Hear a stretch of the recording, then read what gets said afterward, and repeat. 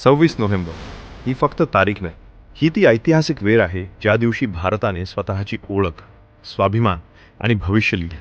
1947 मध्ये आपण स्वतंत्र झालो, पण देशासमोर सर्वात मोठा प्रश्न होता, आता भारत कोणत्या नियमांनी चालवायचा? लोकांचे हक्क कोण ठरवणार? समानता, स्वातंत्र्य आणि न्याय कसा मिळणार? याच प्रश्नांची उत्तरं शोधण्यासाठी तयार करण्यात आली घटनादर्शिका सभा, कॉन्स्टिट्युएंट असेंब्ली. देशभरातून 389 सदस्य निवडले गेले.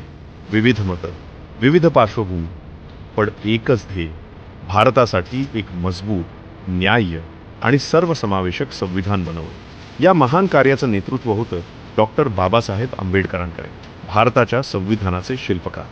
ड्राफ्टिंग कमिटीचे चेअरमॅन म्हणून त्यांनी दिवस रात्र परिश्रम घेतला.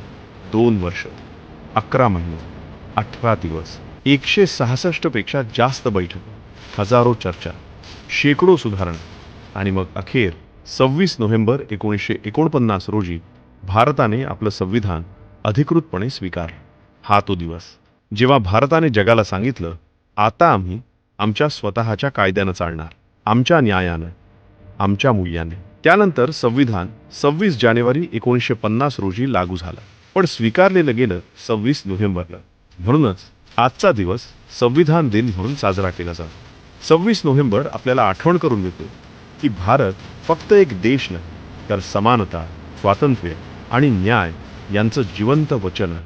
इतिहासातील अशा महत्त्वाच्या आणि प्रेरणादायी घटना जाणून घेण्यासाठी फॉलो करा.